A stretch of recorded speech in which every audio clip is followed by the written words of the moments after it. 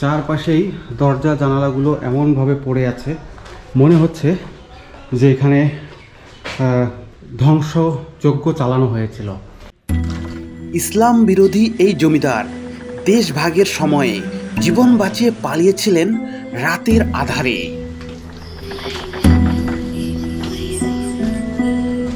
মানে একটি জমিদার বাড়ির রাজকীয় ছাদ বলতে আমরা যা বুঝি এটি সেটি। একটি কাঠের দরজায় শৈল্পিক কারুকার্য এত সুন্দরভাবে ফুটিয়ে তোলা যায় তা এই দরজাটির দিকে তাকালে বোঝা যায়। এই পাশে দেখেন এই দরজাটি। অহংকারী ও অত্যাচারী এই জমিদার রায় বাহাদুরের জমিদার বাড়িটি সময়ের নিষ্ঠুর পরিণতির সাক্ষী। এখন আছি বাগেরহাটে, সেখান থেকে এগিয়ে যাচ্ছি কচুয়া উপজেলার রাড়িপাড়া ইউনিয়নের দিকে। প্রতিমধ্যে পড়ল ভৈরব নদী, বিশাল জলরাশি চলে গেছে বঙ্গোপসাগরের দিকে।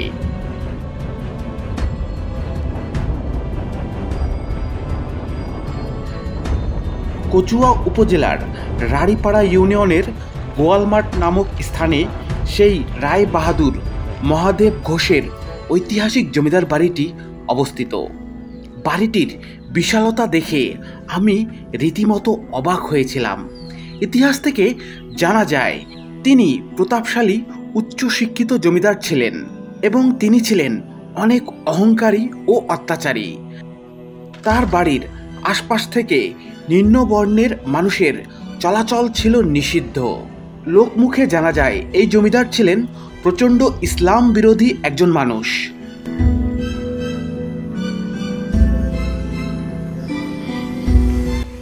শুধু তাই নয়, তিনি গরিব কৃষকদের চড়া মূল্যে জমি ইজারা দিতেন। কৃষকরা খাজনা দিতে ব্যর্থ হলে সর্বশান্ত করা হতো তাদের।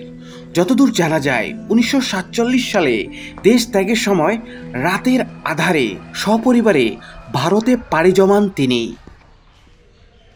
এরপর তাদের কোনো শরিক বাংলাদেশে ফিরে আসেনি। তখন থেকেই এই স্থানটি অরক্ষিত অবস্থায় পড়ে থাকে। ভেতরে হাঁটাচলা করা খুবই ঝুঁকিপূর্ণ। বিশাল বিশাল কক্ষগুলো যেন সেই রাজকীয় জমিদার বাড়ির অতীত জৌলসকে মনে করিয়ে দেয়। কিন্তু লাভ কি? সেই অহংকার আর টিকলো কোথায়?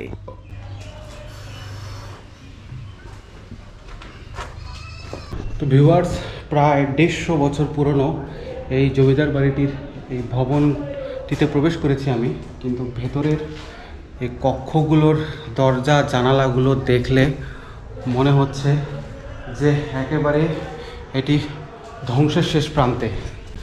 চারপাশেই দরজা জানালাগুলো এমনভাবে পড়ে আছে, মনে হচ্ছে যে এখানে ধ্বংসযজ্ঞ চালানো হয়েছিল। এখন এই কাঠগুলোতে আগের রং এটা মনে হচ্ছে না, এটা হয়তো বা পরে করা হয়েছিল, সেই রঙগুলো বোঝা যায়।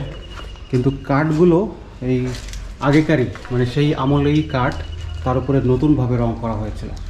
যে বাইরে চারপাশে জঙ্গল, ঘন জঙ্গল। এই ভবনটিতে মানে এখানকার নিচতলায় 3টি কক্ষ দেখা যায়। মাঝখানের যে কক্ষটি এটি বিশাল, আর এই পাশের কক্ষটি একটু ছোট, ও পাশের কক্ষটিও ছোট। তো এইখানে দেখেন এই দরজাটি দেখেন কত বিশাল ছিল, অনেক বড় এই দরজাটি। এটি 2টি কপাট ছিল। চলুন ওই পাশে যাওয়া যাক, দেখি আর কি আছে জমিদার বাড়িটির। তো ভিউয়ার্স, এখন প্রবেশ করলাম আমি এই রায় বাহাদুর যে জমিদার বাড়িটি তার ভেতরের অংশে। চলুন আমরা এই পাশ দিয়ে উপরে ওঠার চেষ্টা করি।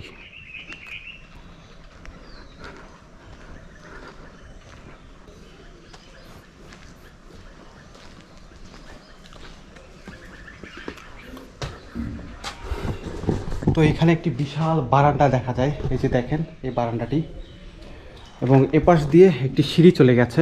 চলুন সিঁড়ি দিয়ে আমরা উপরে উঠি।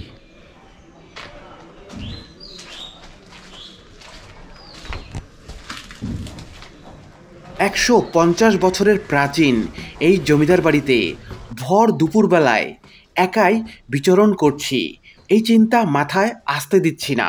কারণ এটা একবার মাথায় আসলে আর স্বতঃস্ফূর্তভাবে আমি সেখানে ঘুরতে পারবো না। দীর্ঘদিনভাবে পড়ে থাকা এসব ভবনগুলোতে কতই না অস্তিত্বের বসবাস। যাই হোক, দ্বিতীয় তলায় এসে উপরের কারুকার্য দেখে অবাক হলাম। এক সময়কার যত্নে তৈরি করা এসব জিনিস আজ অবহেলিত এবং ধ্বংসের দিন গুনছে।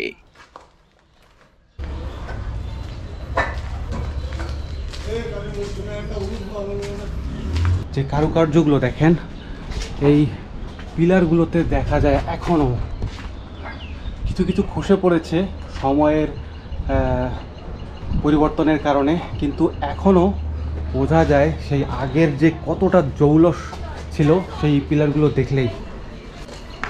জমিদার বাড়ির এখন দোতলায় আছি, দোতলায়ও 3টি কক্ষ দেখা যায়। মাঝখানের কক্ষটি ওই নিচতলার মতোই বড়, এবং এখানে একটি বিশাল বারান্দা দেখতে পাবেন আপনারা। তো উপরে লোহা এবং কাঠের বিম দেওয়া হয়েছে। আর এখান থেকে তাকালে এই জমিদার বাড়ির সামনের মানে ভেতরের যে আঙ্গিনা সেটি সুন্দরভাবে দেখা যায়। আগে কি জৌলসী না ছিল এই বাড়িটির, এই আঙিনাটি দেখলে আপনারা বুঝতে পারবেন।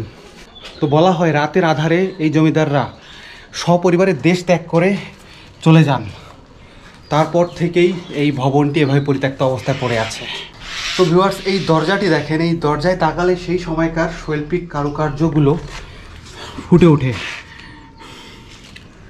কি অসাধারণ কারুকার্য, ফুল তৈরি করা হয়েছিল। একটি কাঠের দরজায় শৈল্পিক কারুকার্য এত সুন্দরভাবে ফুটিয়ে তোলা যায় তা এই দরজাটির দিকে তাকালে বোঝা যায়। এই পাশে দেখেন, এই দরজাটি এভাবে খোলা বন্ধ করা যেত, মানে বাতাস চলাচলের জন্য। চলুন দেখি এই কক্ষটির ভিতরে প্রবেশ করি। আগেকার জৌলস এখনও বোঝা যায় কক্ষটিতে প্রবেশ করলে। এই যে দেখেন, এখানকার এই দরজাটি দেখেন, এখানেও সেই একই উপায়ে তৈরি করা হয়েছিল। চলুন এবার 3য় তলায় যাওয়া যাক। এই যে হচ্ছে আমি সিঁড়ি দিয়ে আসলাম, এখন যাচ্ছি 3য় তলায়। জমিদার বাড়ির সিঁড়িগুলো অনেকটা নড়বড়ে, তাই পা অনেকটা হিসাব নিকাশ করে ফেলছিলাম। কারণ এখানে বিপদ ঘটলে আমাকে কেউ উদ্ধার করতে আসবে কিনা সেটি নিয়ে সন্দেহ আছে। উঠে পড়লাম 3 তলায়, যেটা একটা রাজকীয় ছাদ।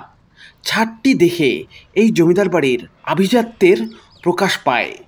ছাদ থেকে পুরো জমিদার বাড়ির এলাকাটি দেখা যায়।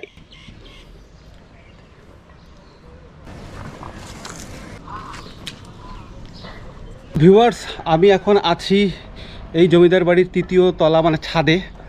এখন এই জায়গাটিতে অনেক ধ্বংসাবশেষ দেখা যায়। এই যে দেখেন, দরজার কপাট, এটি দরজা না হলে খুব সম্ভবত জানালার কপাট এটি।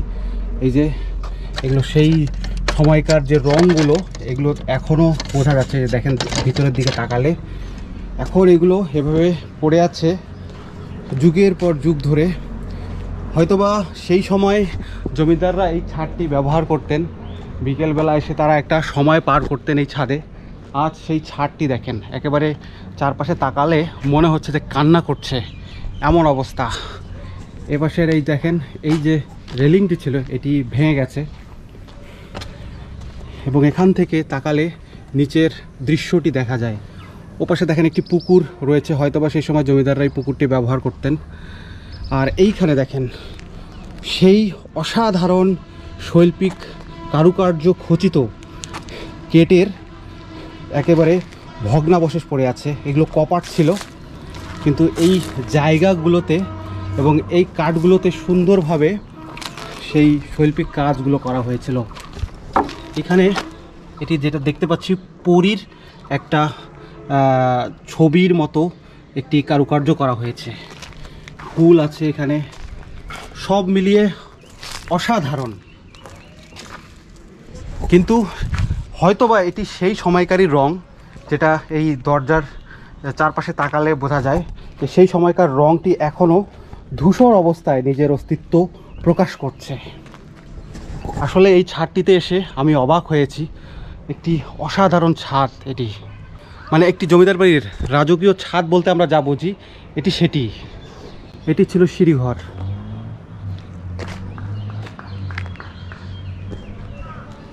চলুন এবার নিচে নেমে যাই। তো ভবনটি এখন একটু ঝুঁকিপূর্ণও বটে, কারণ দীর্ঘদিন যেহেতু এভাবে পড়ে আছে শত শত বছর ধরে, তো এখানে সাবধানে চলাফেরা করাটাই উত্তম। কারণ কোন অংশটি কতটা দুর্বল এবং কতটা সবল তা আসলে বোঝা মুশকিল। তো দোতলা থেকেও নেমে যাই। এখানে একটি ভেন্টিলেটরের মতো অংশ তৈরি করা হয়েছিল, মানে তাকালে শুধু জঙ্গলই দেখতে পাবেন, এবং উপরে অনেক অন্ধকার ছিল।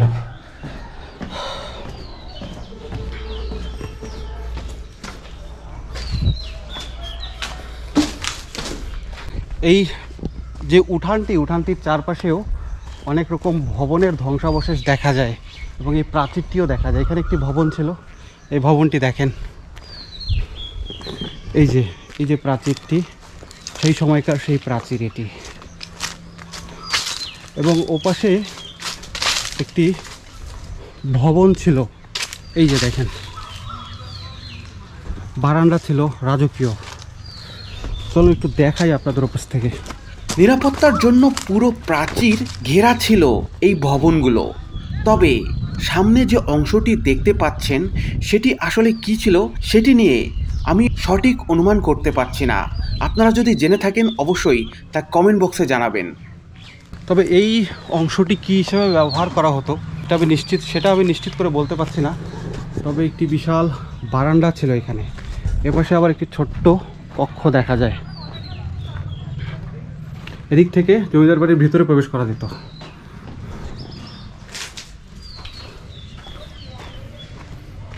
বড় বড় স্তম্ভগুলো দেখে মনে হবে যে এটি একসময় অনেক দৃষ্টিনন্দন ছিল। নিস্তব্ধ এই জমিদার বাড়িটি বিলীন হয়ে যাওয়া এখন সময়ের ব্যাপার। এত বিশাল অট্টালিকা যদি রক্ষণাবেক্ষণ করা হয় তবে এটি হতে পারে ইতিহাস প্রেমীদের জন্য অন্যতম পর্যটনের স্থান। এখনও এটিকে সংরক্ষণ করা হলে পুরনো জৌলস কিছুটা হলেও ফিরিয়ে আনা সম্ভব। তাহলে ভিউয়ার্স, রায় সাহেব বাড়ির আজকের এই ভিডিও সম্পর্কে কোনো তথ্য জানা থাকলে তা অবশ্যই কমেন্ট বক্সে জানাতে ভুলবেন না। আমার এই চ্যানেলটিতে এখনও যারা নতুন, অনুগ্রহ করে চ্যানেলটি সাবস্ক্রাইব করে রাখুন। খুব শীঘ্রই দেখা হচ্ছে আবার ইতিহাসের কোনো রোমাঞ্চকর ভিডিওতে।